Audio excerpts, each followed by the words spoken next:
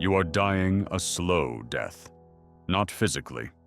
Your heart is beating, your lungs are drawing breath, but there is a part of you, the most vital, dangerous, and authentic part, that is being suffocated.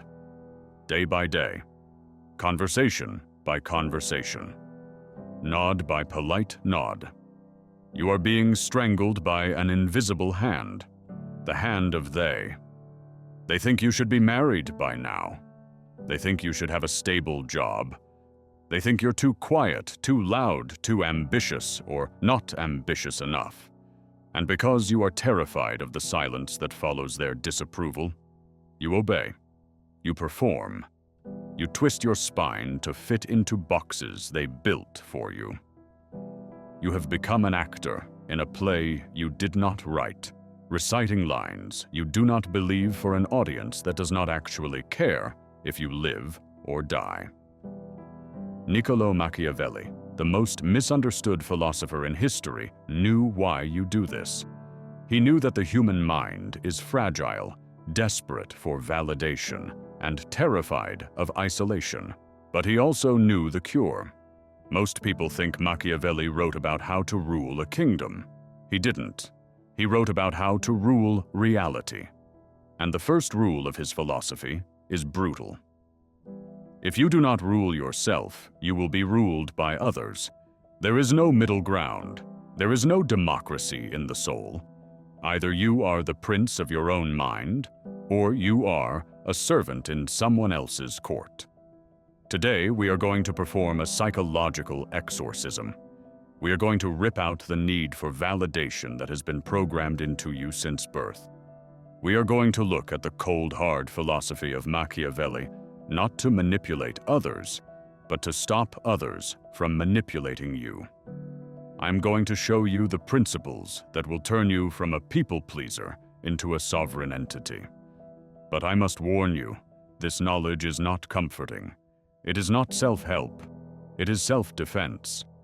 And once you see the strings that have been controlling you, you will never be able to unsee them.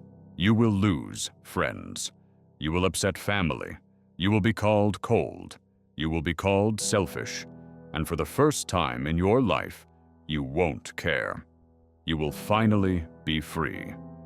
But to get there, you have to be willing to kill the part of you that begs to be liked. Let's begin with the lie that keeps you enslaved. You have been told that being good means being agreeable, that being a virtuous person means putting others before yourself. You have been taught that the highest moral ground is self-sacrifice. This is slave morality, and it is designed to keep you weak. Machiavelli wrote in The Prince, "A man who wishes to make a profession of goodness in everything must necessarily come to grief among so many who are not good." Read that again. If you insist on being nice to everyone, you will be destroyed. Why? Because the world is not nice. People are driven by self-interest, ego, and survival. When you prioritize their feelings over your reality, you are bringing a bouquet of flowers to a knife fight. You think your sacrifice is buying you love. You think that if you burn yourself to keep others warm, they will be grateful. They won't. They will just complain that the fire isn't hot enough, and when you are nothing but ash, they will walk away to find new fuel. This is the harsh reality of human nature that Machiavelli refused to ignore. People are ungrateful, fickle, false, cowardly, and covetous. As long as you succeed, they are yours entirely. They will offer you their blood property life and children as long as the need is far distant. But when it approaches, they revolt. This isn't cynicism. This is observation. Look at your own life.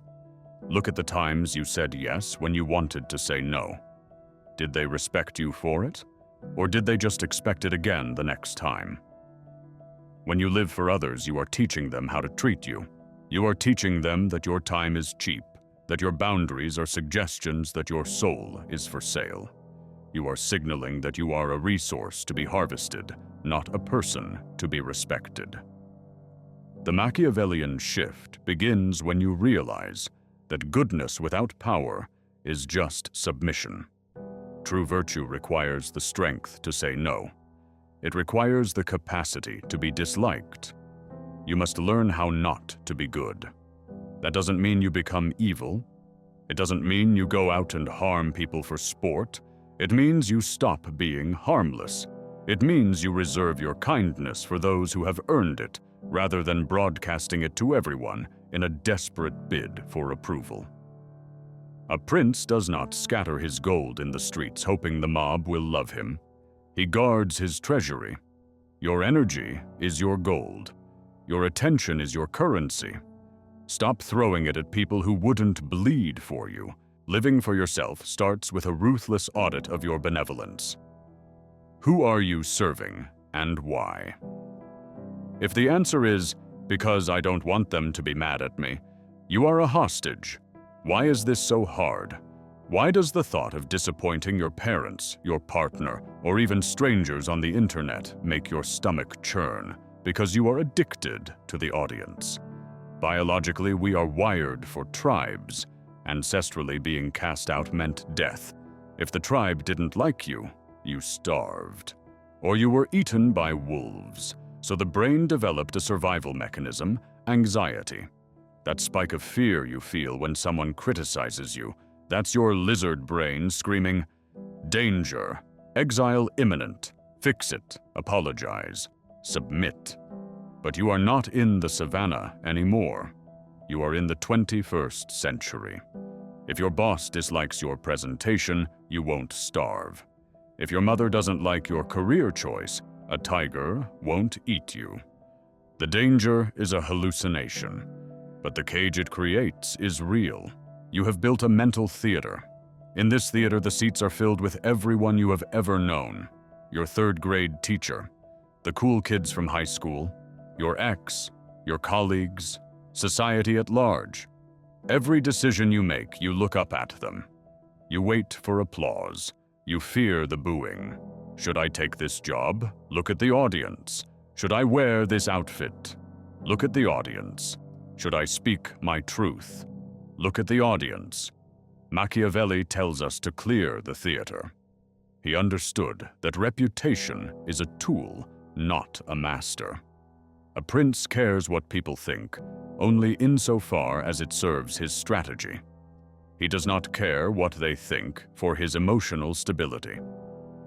There is a profound difference between managing perception and needing validation. Managing perception is power. It is calculating. If I appear angry here, I gain respect. If I appear silent here, I create mystery. Needing validation is weakness. It is reactive. I hope they think I'm smart. I hope they think I'm successful. The moment you need them to clap, they own you. To live for yourself, you must fire the audience. You must realize that most people are not looking at you. They are looking at themselves. They are obsessing over their own performance in their own mental theaters. They don't have time to analyze your script because they are too busy memorizing theirs. And even if they are judging you, so what? Let's look at the physics of an opinion. What is it? Is it a solid object? Can it cut your skin? Can it steal your bank account? No. An opinion is a synaptic firing in someone else's brain. It is a thought form dissolved in chemicals inside a skull that isn't yours. Why are you letting a chemical reaction in another person's head dictate the trajectory of your life? It is insanity. Machiavelli suggests a different approach, contempt. Not the emotional screaming kind of contempt, the cold, indifferent kind. The kind that looks at a barking dog and doesn't bark back. When you live for yourself, you treat the opinions of others like the weather. You might carry an umbrella if it rains, but you don't scream at the clouds. You simply adjust and keep walking toward your destination. You must become the only spectator in your theater. You write the play. You act the role. You critique the performance. If you are satisfied with what you see in the mirror, The silence of the crowd means nothing. You want to know why you can't just stop. Let me show you the machine. Your brain is running 50,000-year-old code. Ancestrally, tribal expulsion meant death. So evolution installed an alarm anxiety. That spike when someone criticizes you, your amygdala screaming danger, exile imminent, apologize, submit. But you're not in the savannah. You're in the 21st century. The danger is a ghost, but the cage it builds is real. You're not afraid of actual rejection anymore. You're afraid of the feeling, so you built a preemptive surrender system. You manage their emotions before they have them. You soften your edges before anyone complains. This isn't defense. This is prophylactic self-destruction. In 1502, Cesare Borgia faced conspirators. He could appeal to loyalty or invite them to negotiate, then strangle them all. He chose strangulation. Why? Because Machiavelli understood men who are merely good will be destroyed by men who are not. Goodness without power is availability for exploitation. The world divides into two types. The commodity measures self-worth by approval, gives to avoid conflict lives negotiating with others' moods. The sovereign measures self-worth by internal alignment, gives from surplus immune to manipulation. You've been the commodity your entire life, bringing flowers to a knife fight and calling it morality. Machiavelli wrote, "People are ungrateful, fickle, false, cowardly. As long as you succeed, they are yours entirely. But when need approaches, they revolt. Every time you said yes when you meant no, did they respect you? Or just expect it again? You've taught people, I am available for consumption. My boundaries are negotiable. The shift starts with one realization. Goodness without power is submission. True virtue requires the strength to say no. This is how to stop caring what others think. Build self-respect so solid their opinions become weather not earthquakes. You must learn how not to be good, not evil, just not harmless. Power respects power. Weakness invites predation. A prince guards his treasury. Your energy is your gold. Living for yourself requires a brutal audit. Who am I serving and why?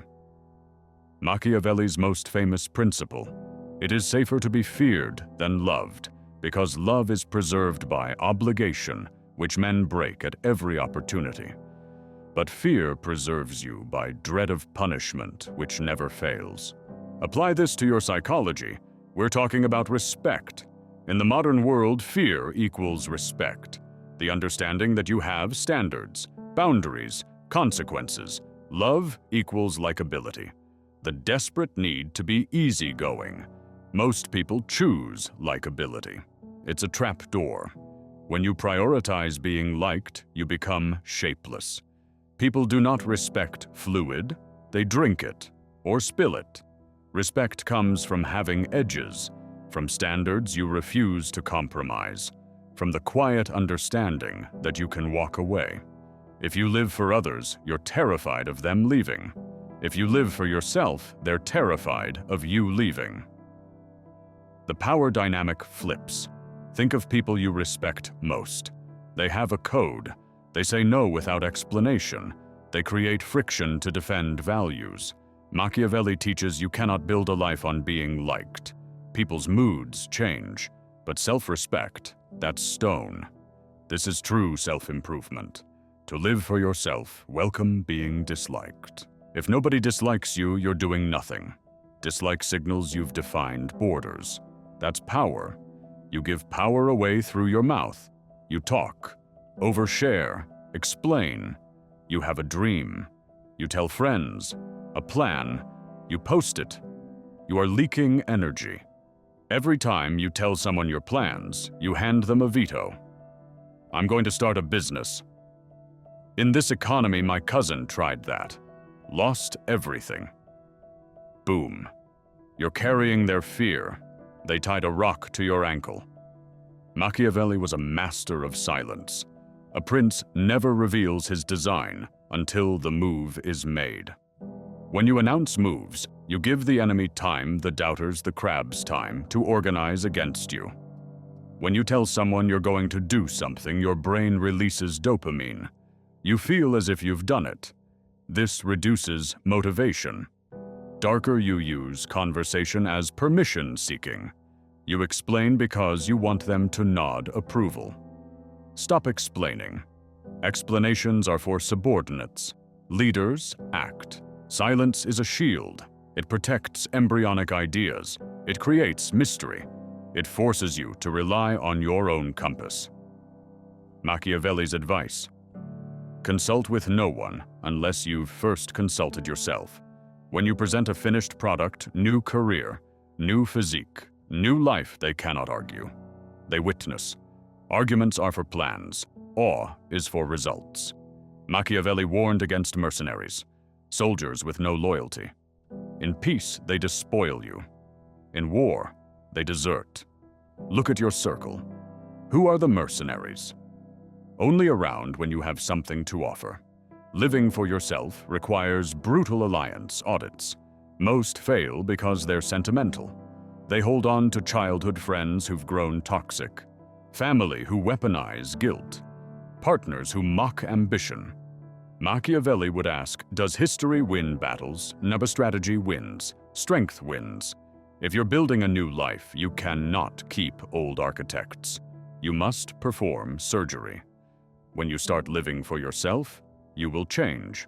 You'll stop tolerating disrespect, and people will hate it. They'll say, you've changed, like an accusation.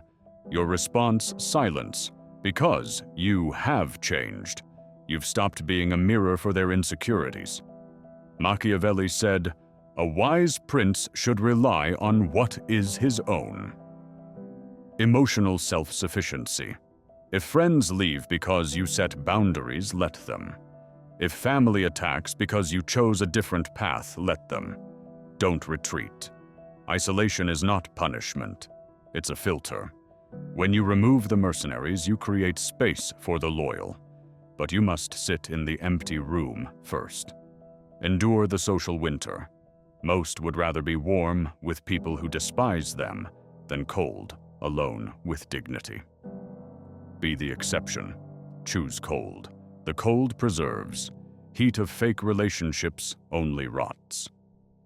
Understanding the game is not the same as playing it. You can know every principle, quote Machiavelli perfectly, nod along to every word, and still tomorrow morning say yes when you mean no. So let's weaponize this. Let's turn philosophy into action. Let's build a success mindset that actually functions. If you are living for others, you are a thief. You're stealing from your future self to pay off the debts of your present insecurity. Time is the only resource that Fortuna cannot give back. Money can be regained. Power can be regained. Love can be regained. But time? Once it ticks, it's gone. Into the void, forever. Machiavelli was obsessed with timing, the concept of occasion, the occasion, the window of opportunity that opens and shuts. When you live for others, you miss the window. You spend hours listening to a friend complain about a problem they have no intention of solving. You spend weekends at events you don't want to attend, trying to impress people you don't like. You spend years in a career chosen by your parents. This isn't politeness. This is suicide. To live for yourself, you must become ruthless with your time. Ruthless comes from the word rue, meaning regret. To be ruthless means to have no regret. You must learn to say no without the hangover of guilt. Someone asks for a favor that drains you. No. Not, oh, I wish I could, but I'm so busy right now, maybe next week. I'm sorry, I feel terrible. Just no. An invitation to a social obligation that bores you. No. Not, let me check my calendar and get back to you. Just no. A request for your attention that yields no return. No. You don't need to be rude. You don't need to be aggressive. You simply need to be unavailable. The prince is not accessible to every peasant who knocks on the castle gate. He has guards, walls, a moat. He chooses who enters. Why is your gate wide open? Why do you let anyone with a smartphone walk into your mind and loot your attention?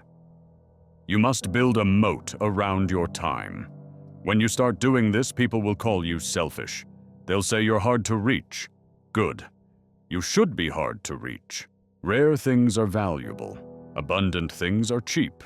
If you're always available, you are cheap. Understand this equation. When you say yes to them, you are saying no to you. You're saying no to your craft, your health, your peace, your empire.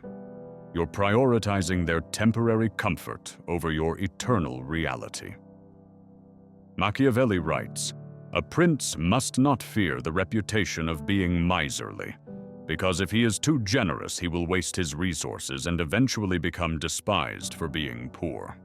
But if he is stingy, he saves his resources, and eventually he can do great things which benefits everyone.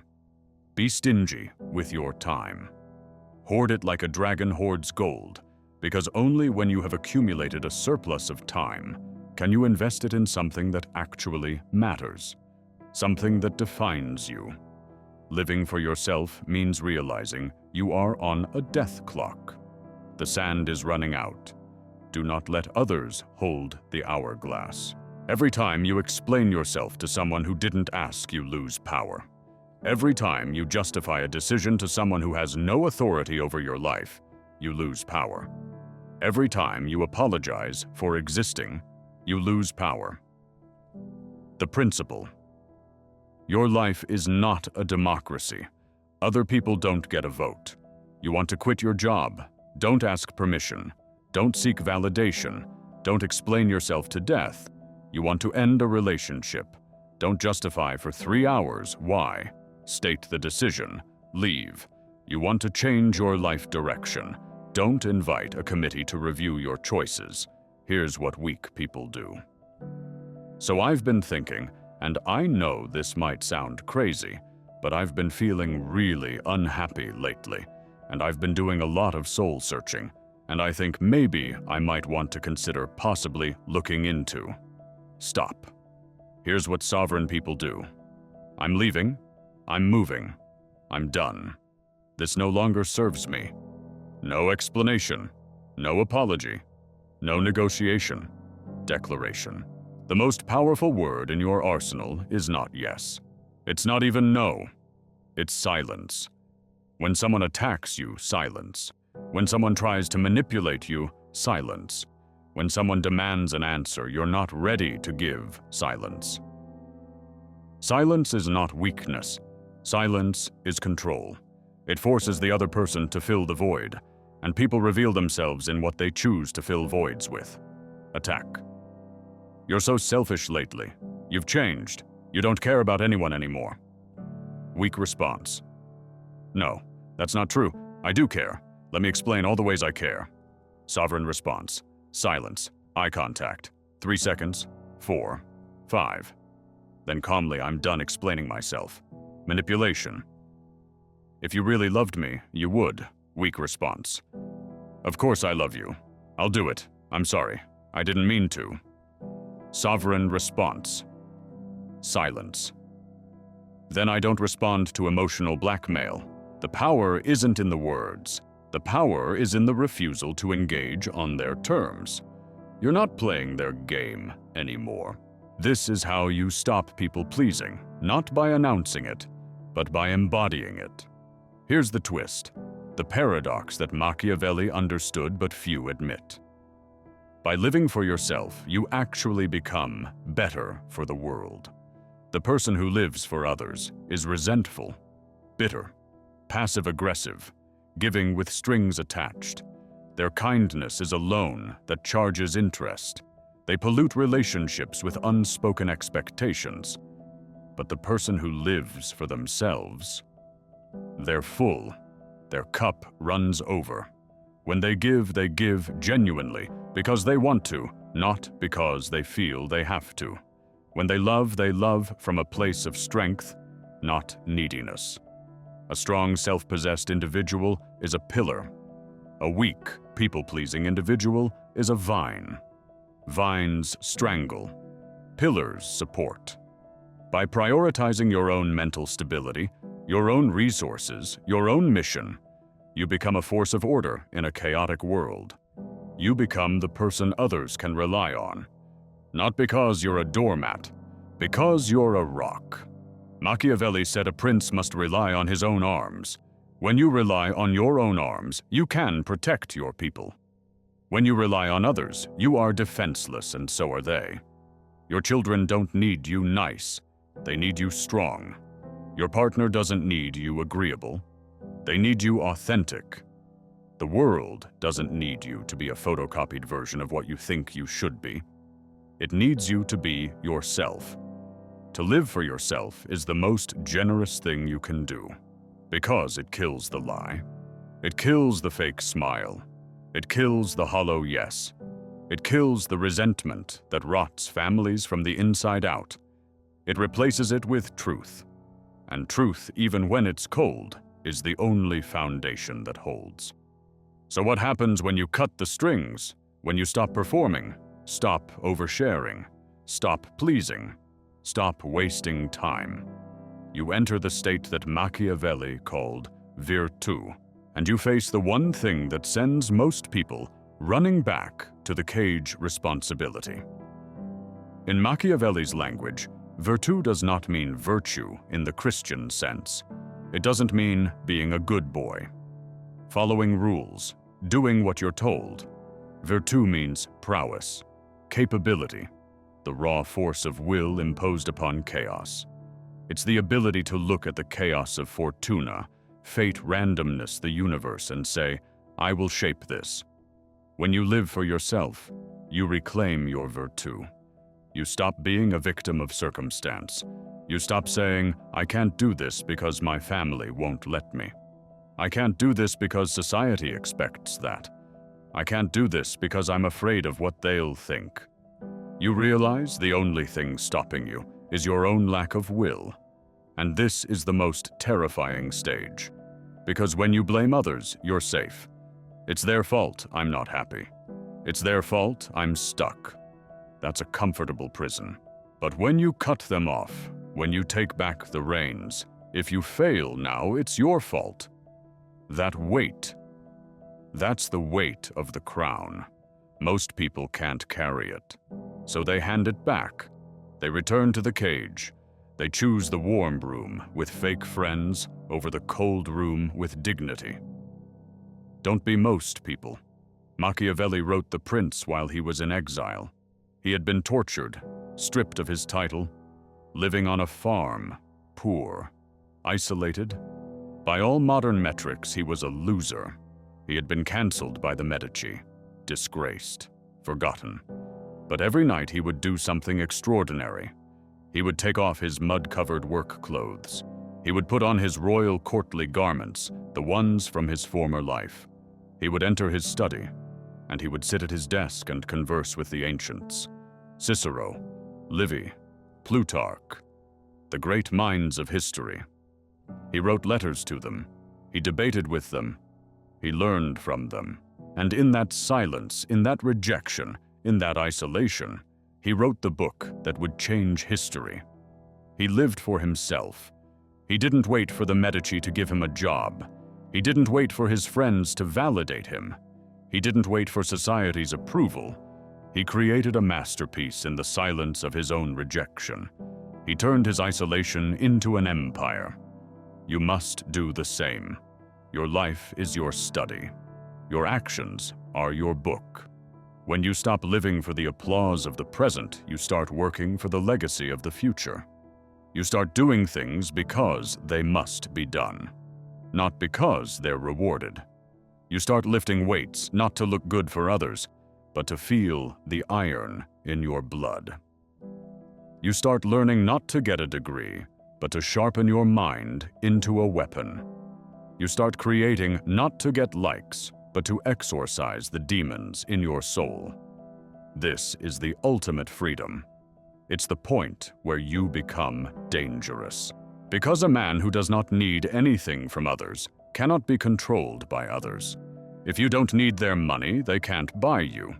If you don't need their love, they can't seduce you. If you don't need their validation, they can't shame you. You become an outlier, a glitch in the matrix of social conditioning. You become the prince. You'll know the transformation is working when you stop explaining yourself. You state decisions. You don't justify them. You become comfortable with silence. Others' moods stop dictating your day. Someone's angry. That's their problem, not your emergency. You can sit alone without anxiety. Solitude becomes sanctuary. You've changed sounds like a compliment. You say no without your hands shaking. You choose cold rooms over warm lies, dignity over comfort. Always. But I need to be honest about what you are about to face: psychological resistance. The moment you start living for yourself, every conditioning program installed in your brain will scream. The guilt will feel unbearable. The loneliness will feel like death.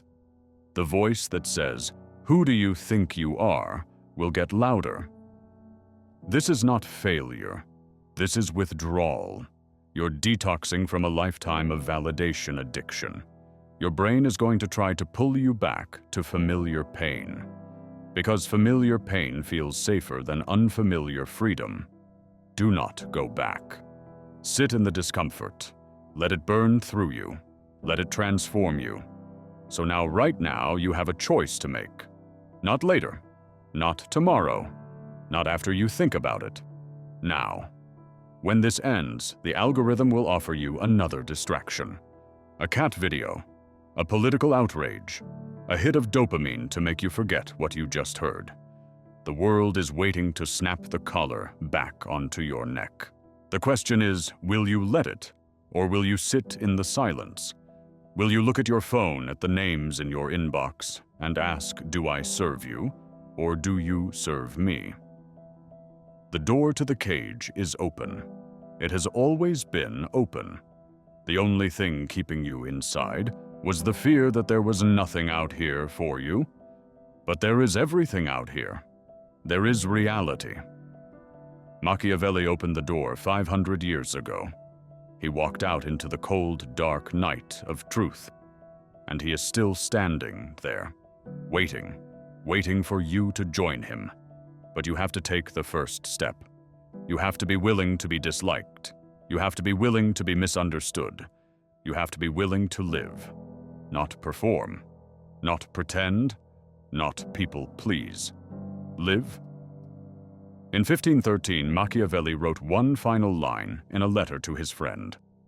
The first method for estimating the intelligence of a ruler is to look at the people around him. Now apply it inward. Look at the voices you allow inside your head. That's your true counsel. Look at the people you give time to. That's your true court. Look at the values you defend.